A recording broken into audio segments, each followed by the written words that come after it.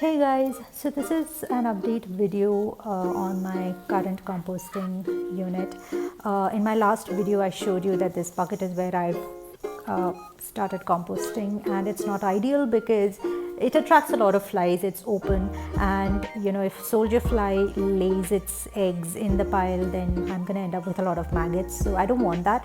Though honestly maggots are great for your composting unit. So what I'm doing is I'm going to use the planter, this one that I created in my last video. This was originally intended to be used as a planter for my tomato sapling, but since I've just sowed the seeds and the saplings are not going to be ready for another 1 to 2 months, I'm going to use it as an interim compost unit.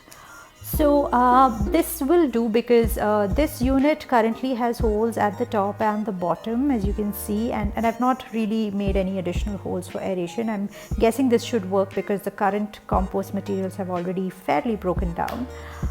This is my current kitchen waste. This is the last of what will go into my current composting unit. So as you can see, a good mix of browns and greens. The white stuff is disposable egg covers, and I've got some mango peels, some brown paper, onion peels. I'm also going to add in leftovers from my morning cup of tea that I made, which is great. You can also use coffee grounds. So just so you know, this is how I collect waste through the day, and to ensure I don't have flies in the kitchen, I usually keep the collected materials closed with this basket. So now we're gonna transfer the last batch of kitchen scraps into my current composting unit, and this is what it looks like. I've still kept the bucket. I need it because the planter has holes at the bottom, and any moisture that develops in the unit is going to leak out of the bottom and end up making my balcony look like muck. I've kept this mesh on top so that I can prevent any flies from going in, while at the same time ensuring there is sufficient air supply in the unit. So this will, to an extent, prevent flies from going in to the unit and laying eggs. So I'm hoping I won't see any or many maggots in my unit.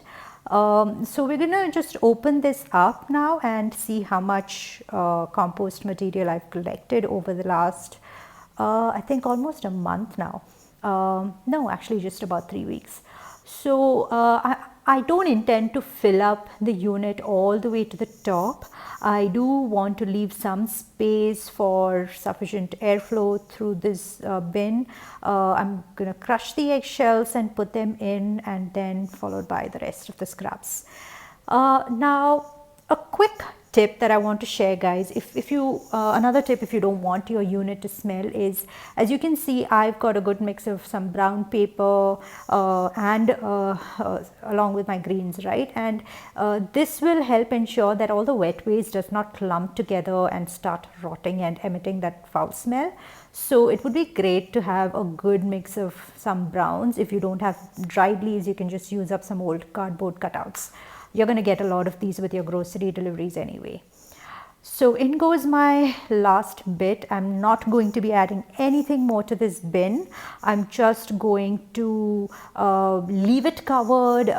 Maybe every once in 3 or 4 days, I'm going to shake up the ingredients. What you can do is, you can just open up the mesh every 3 to 4 days, use a garden shovel or something of the sort, and then give everything a good mix like I'm doing here, and put it back in its place. So that's how you get composting. Everything else happens on its own. Now, this is really not for the faint-hearted, but just to show you what happens if you have flies coming in. You see this little Mr. Maggot there? So this guy is really wonderful. What maggots do is they help break down your organic material faster, and the castings that the worms produce are amazing for your plants. So if you want amazing tomatoes and chilies and mint and pudeena growing, encourage these fellows to thrive. But for now, I'll just cover him up because I am not too keen on watching him for too long. So this is my amazing last batch of compost that I have, which I'll use to plant some new kitchen herbs. So that's what I'm hoping to get out of this bin too. So I'm going to move my bin to a really sunny spot on my balcony. This is where I get the most sunlight, and great sunlight and a lot of air. That's what will help break down your organic matter really fast. And I'm really excited about getting started about this new bin. This is going to take quite long to fill, and then maybe another 1 to 2 months to completely break down. I'm really looking forward to getting a lot of compost because I have a huge gardening project that I've just started on with some seeds. So until then, have a good day, guys, and happy composting.